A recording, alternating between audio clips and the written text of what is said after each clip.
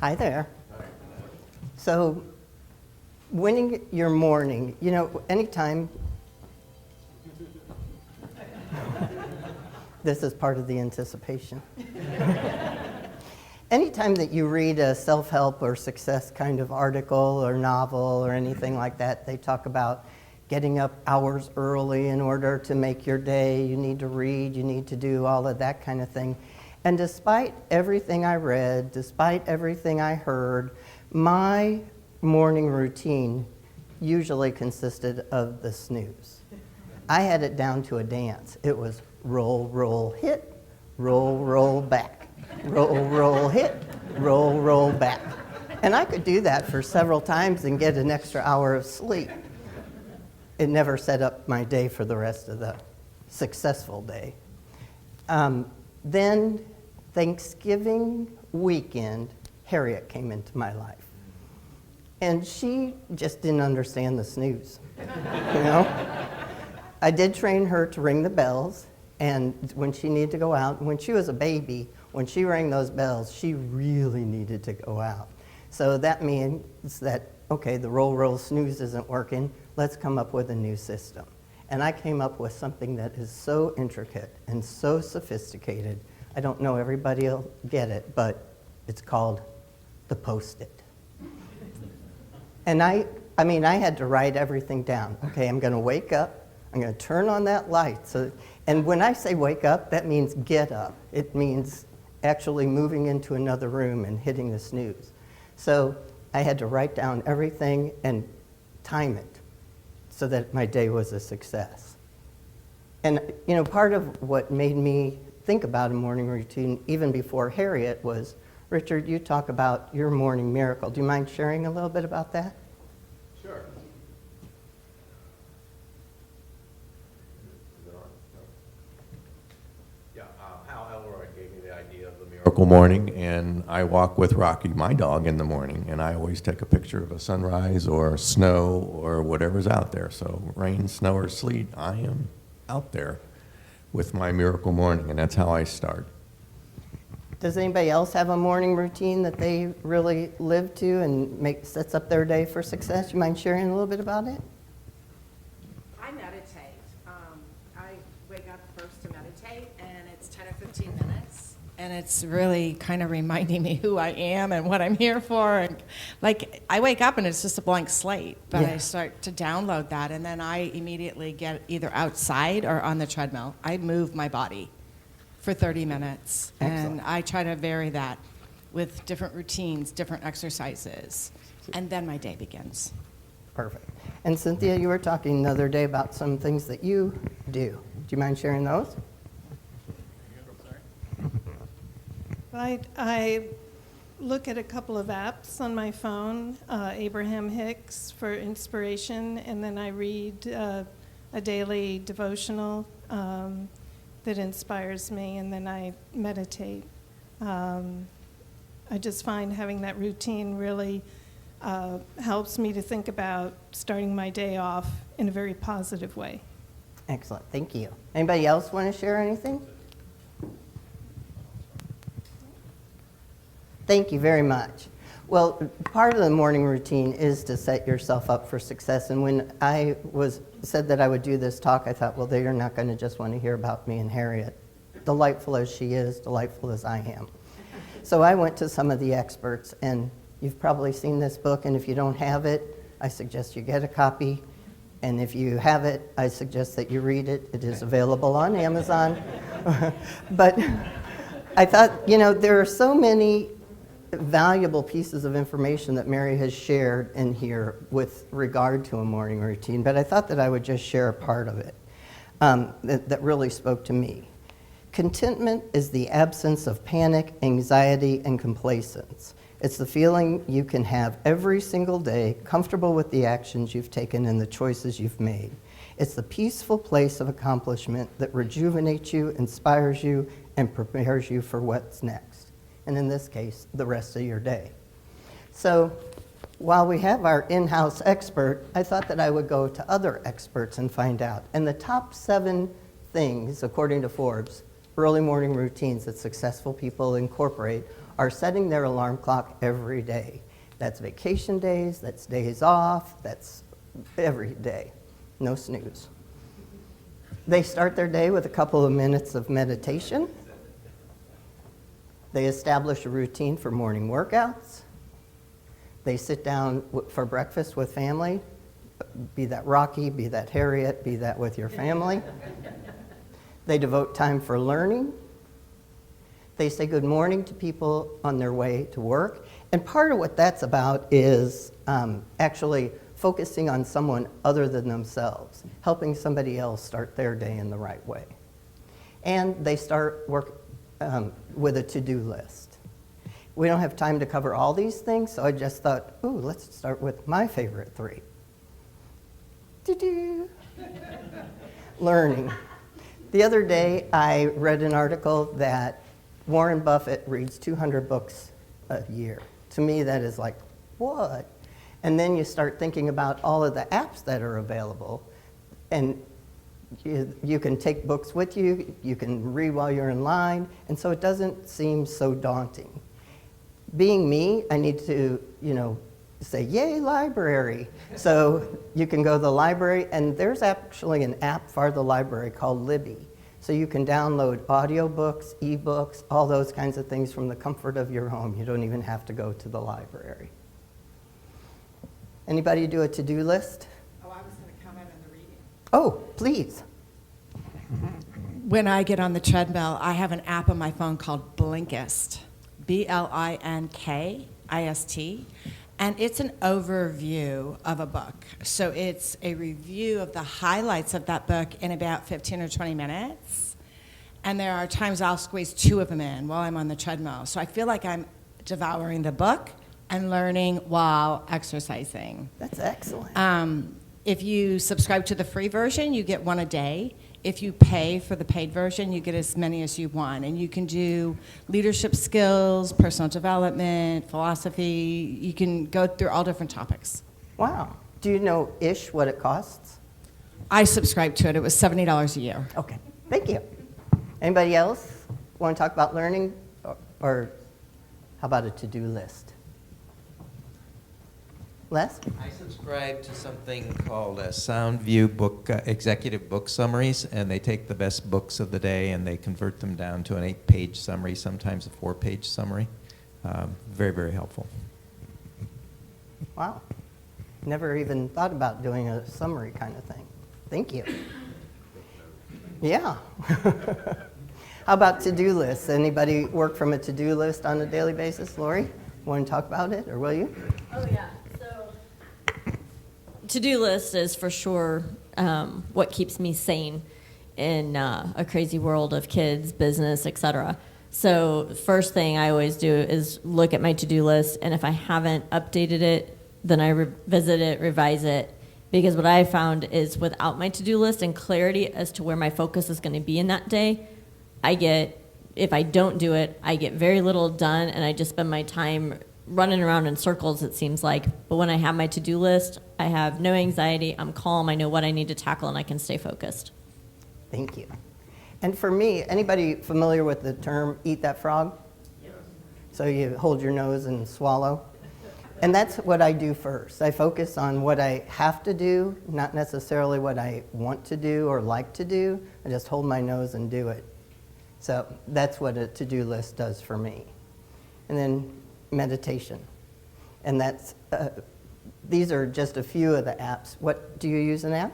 I don't, but I do suggest people start with an app. And for me, I use Insight Timer because I'm one of those gold star people, and it literally gives you a gold star if you do so much, And then you move on to the red stars and the green stars, and it's like, whoo-hoo.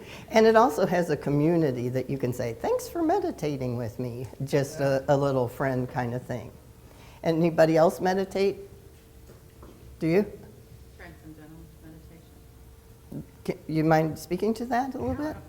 No. I'm still trying to develop the daily habit.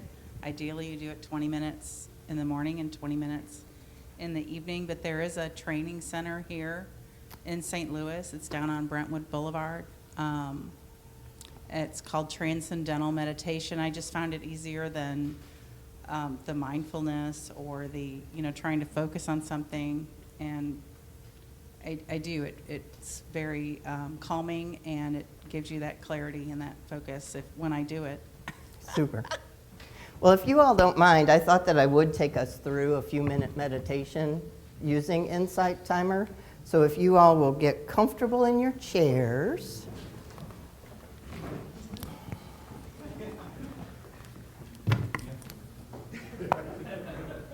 And tell me if you can hear this. If I get it going. And there's going to be some times that you think it's over, and it's not. Sit with your spine tall but relaxed. Start to relax your shoulders and your jaw. Take 3 deep breaths, and on your exhale, let go of your breath completely.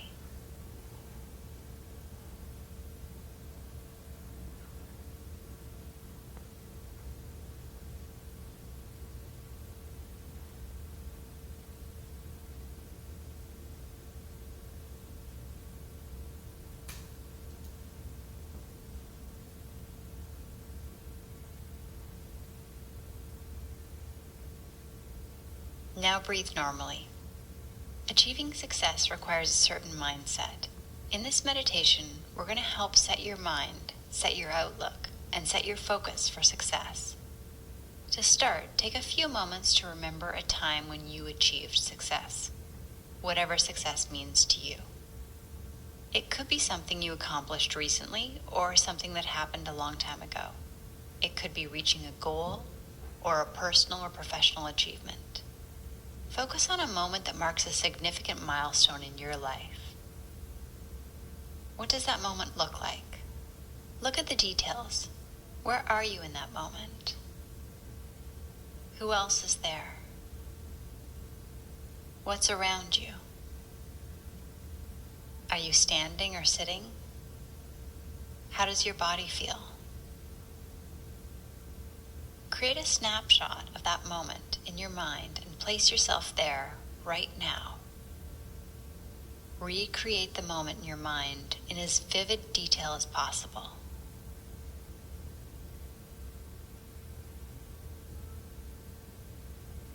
If your attention wanders, don't get frustrated. Simply bring yourself back to the moment you were remembering.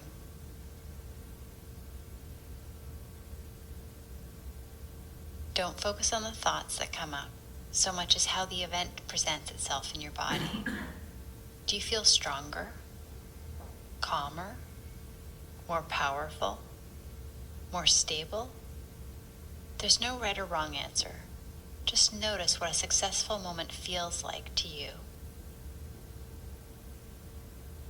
By focusing on this memory, you can access the event and the accompanying empowerment anytime you want.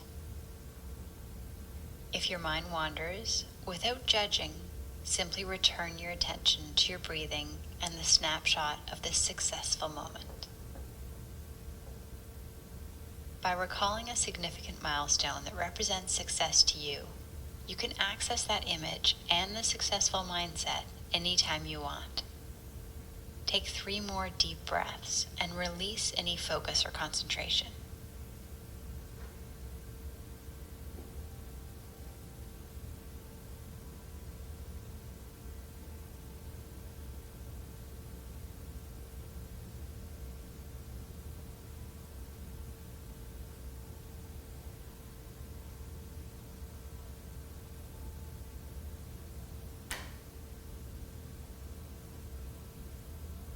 Start to bring yourself back into the room by rotating your wrists and ankles. If it feels good, you can stretch a bit. Slowly open your eyes.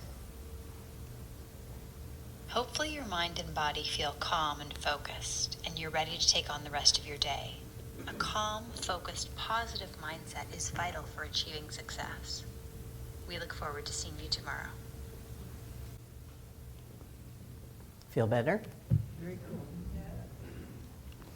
So, if I can do this,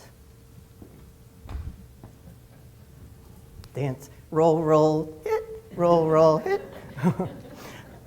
If I can do this, you all can too. And truly, it's just starting with one or two things and working it into your day, being persistent about it. And then you'll set up your morning that's successful, which sets up your day to win. Thank you.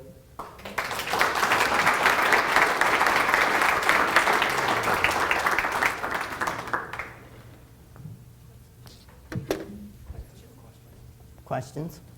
Anybody have questions for Lisa? Dale?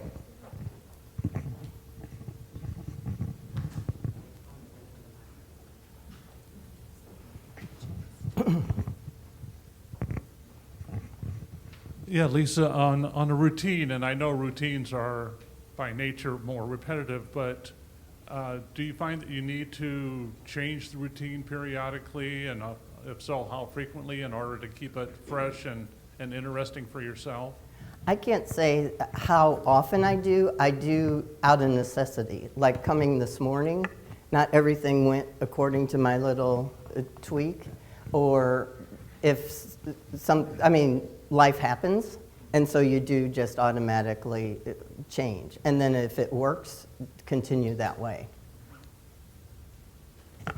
I just want to comment, a lot of the work I do is on process documentation, execution, maintenance, improvement, and so on and so forth. And I'll tell you what, just simply laying out the process, writing down the steps in the process of the things that you're trying to do either in the morning or any other time, that documentation is critical to being able to sustain what it is that you want to do.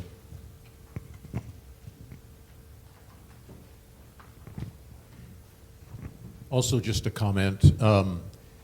For me, I find that winning the morning means starting the night before, so that it starts with either a review of the day before, the accomplishments, in 5 minutes, 10 minutes, and then a visualization of what getting up in the morning is going to look like. So I imagine myself, whether it's catapulting from bed or getting on that treadmill or doing something or meditating, then going through the steps the night before, similar to what Les is talking about in terms of making a list and putting it down. That really sets up the process for the next morning. And one of the things that I was remiss in mentioning is that to-do list, as you're scratching things off, gives you those little wins that make you happy to do it the next day. Uh-huh. I just found a book called The Power of Habit, and it's a fascinating book. We all get into ruts, and this is a new way to look at that and how to positively change some of the little habits you do that amount to a lot of savings of time or whatever, energy, whatever you want to do. But The Power of Habit, it's a very good book. Thank you. Anybody else? As long as we're talking about books, there's another one. I've read The Power of Habit. It's excellent. Charles Duhigg is just a heck of a writer. And the other one is Atomic Habits. That one blew my mind. Right. If you really want to get some sense of how to get your head around. Atomic Habits. Thank you.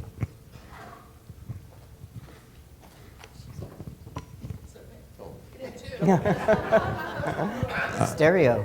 I just came back from Seattle, a conference, and we had a gal that spoke who was very inspirational. She had a disease that made her deaf and blind, and it was her story. And what she had was a mantra was, breathe in peace, breathe out fear. And I thought that was awesome. Mm-hmm. On your to-do list, I customized one that worked for me where it had the space where I wanted to put more message than maybe a typical one. And you can go ahead and make one up and have it bound at like Office Depot and have your own to-do list personalized for you, and it doesn't cost hardly anything. Thank you.